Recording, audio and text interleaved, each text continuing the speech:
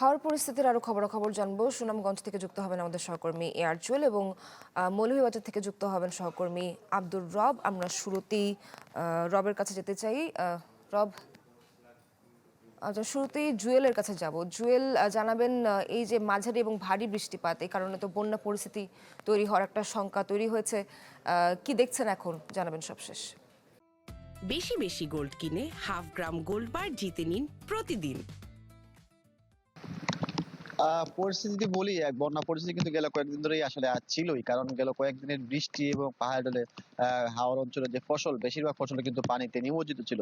এবং গতকাল থেকে রোদ থাকার কারণে কিছুটা স্বস্তিতে বোধ করছিলেন কৃষক, কিন্তু পানি নিম্নমুখী পূর্বাভাস অনুযায়ী আজকে সকাল থেকে এবং আগামী 3 দিন এবং ভারী বৃষ্টিপাতের যেটা পূর্বাভাস রয়েছে, তারা বলেছিল বন্যার সংখ্যা তৈরি হতে পারে। সেই ক্ষেত্রে কৃষকের দুর্ভোগ আরো বেড়েছে, কারণ ইতিমধ্যে কিন্তু আমরা যদি বলি যে হাওরের বেশিরভাগ ফসলই আসলে ক্ষতির মুখে।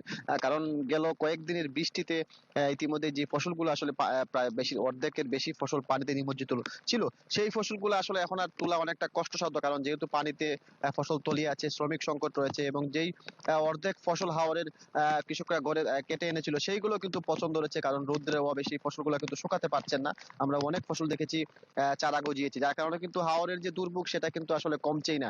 এবং যদি আগামী 3 দিন ভারী বৃষ্টি এবং পরের 4 দিন অতি ভারী বৃষ্টির যে পূর্বাভাস আছে সেটি যদি হয়, তাহলে আসলে কৃষকের যে দুর্ভোগ সেটি কিন্তু আসলে অনেকাংশেই বেড়ে যাবে, এবং এই অঞ্চলে যে বন্যার পরিস্থিতি তৈরি হচ্ছে সেটা কিন্তু এখনো সম্ভাবনা রয়েছে। এবং এখন পর্যন্ত আমরা দেখেছি পুরো হাওর জুড়ে যে দুর্ভোগ, সেই দুর্ভোগ কিন্তু এখনো রয়েছে, কারণ শ্রমিক সংকট রয়েছে, রৌদ্রোজ্জ্বল আবহাওয়ার কারণে কৃষকের ফসল নষ্ট হচ্ছে। সব মিলিয়ে হাওরের প্রায় শতভাগই আসলে ফসল ঝুঁকির মুখে, যদিও ইতিমধ্যে কৃষি সম্প্রদায়ের তথ্য মতে প্রায় 15,000 হেক্টর ফসল ক্ষতির তথ্য দিয়েছে, কিন্তু এর ক্ষতির পরিমাণটা অনেক বেশি। জুয়েল, আপনাকে অনেক অনেক ধন্যবাদ। আমাদের সহকর্মী আব্দুর রব মৌলভীবাজার থেকে যুক্ত আছেন, একটু ওনার কাছে যেতে চাই। রব, জানাবেন এই যে ফসল তো ডুবে যাচ্ছে বন্যার পরিস্থিতি সৃষ্টি হওয়ার কারণে, কি পরিস্থিতি দেখছেন আপনি, সেখানকার চিত্র একটু তুলে ধরবেন। জি নাবিলা, আসলে প্রাকৃতিক দুর্যোগ আর কৃষকের দুর্ভোগ যেন একাকার হয়ে গেছে। মৌলভীবাজারের যে হাওরগুলো আছে, হাওরগুলোতে এই যে ফসল তলিয়ে যাওয়ার ফলে কৃষকরা নানা ধরনের দুর্ভোগ এবং সংকটে রয়েছেন, এবং এক ধরনের হাহাকার তৈরি হয়েছে। অনেক ধার দেনা করে কৃষকরা এই সোনালী ফসল ফলিয়েছিলেন, কিন্তু পানির নিচে তাই ফসল তারা কাটতে পারছেন না। কৃষি বিভাগের তথ্য অনুযায়ী মৌলভীবাজারে ক্ষতিগ্রস্ত হয়েছে 2,160 হেক্টর বোরো ফসল, এবং নিমজ্জিত আছে 2,882 হেক্টর। এবং আবহাওয়া অফিস আমাদের জানিয়েছে যে গত 24 ঘন্টায় মৌলভীবাজারে 133.6 মিলিমিটার বৃষ্টিপাত হয়েছে। এই বৃষ্টিপাত অব্যাহত থাকায় যে উপরি অংশে থেকে বিভিন্ন খাল, ছোড়া, নদী দিয়ে প্রতি মুহূর্তে আসলে হাওরে পানি প্রবেশ করছে, এবং পানি প্রবেশ করার ফলে যে নতুন নতুন যে ধানি জমি যেগুলো আছে সেগুলো আসলে এক ধরনের নিমজ্জিত হচ্ছে। এবং আরও যে সংকট তৈরি হয়েছে, যে মৌলভীবাজার অঞ্চলে আসলে গত 27 এপ্রিল থেকে অবিরাম থেমে থেমে বৃষ্টিপাত হচ্ছে, ফলে এই যে কৃষকরা ধান শুকাবেন, ধান মাড়াই করবেন, সেই জটিলতা তৈরি হয়েছে, যার ফলে কৃষকদের যে ধান যেগুলো কেটে আনতে পেরেছিলেন, সেই ধানগুলো আসলে অনেকটা পচে যাচ্ছে। কৃষকরা মোটা আমাদের জানিয়েছিলাম, আমরা সরাসরি দেখেছিও যেগুলো আসলে নষ্ট হচ্ছে, শুকানোর কোনো ব্যবস্থা নাই। সব মিলিয়ে আসলে মৌলভীবাজারে আসলে যে এই পরিস্থিতি এবং বৃষ্টিপাত যেভাবে অব্যাহত আছে, এই দুর্ভোগটা হয়তো ক্রমেই আরো বাড়বে, এবং কৃষকের কান্নাটা হয়তো আরো দীর্ঘ হবে। নাবিলা।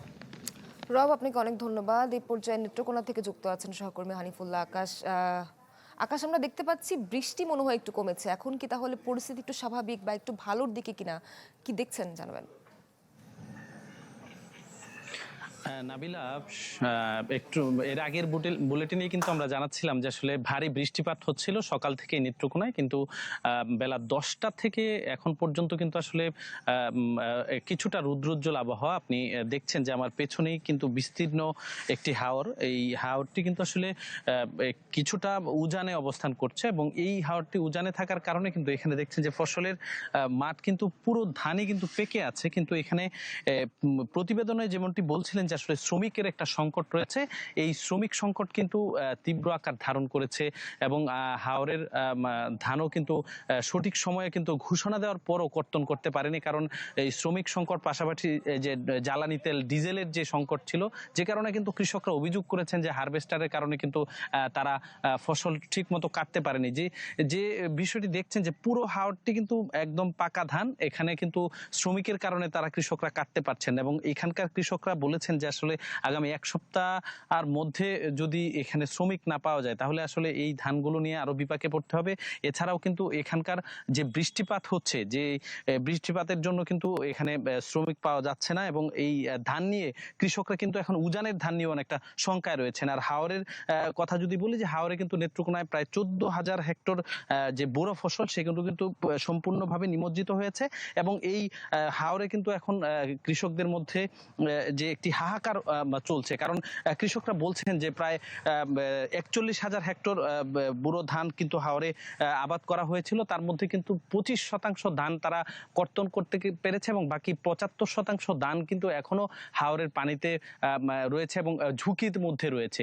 যে কারণে কৃষকরা বলছেন যে এই ভারী বৃষ্টিপাত এবং বন্যার পানি যদি উজান থেকে নেমে আসা যে ঢল সেটা যদি বাড়তে থাকে তাহলে যে পুরোপুরি যে তাদের যে সর্বশেষ যে আশাটুকু ছিল সেটিও একদম পানির নিচে নিমজ্জিত হয়ে যাবে। নাবিলা। আকাশ, আপনাকে অনেক অনেক ধন্যবাদ। দর্শক, আমাদের সহকর্মীরা বিভিন্ন জেলা থেকে হাওড়া অঞ্চলের সবশেষ খবর জানাচ্ছিলেন।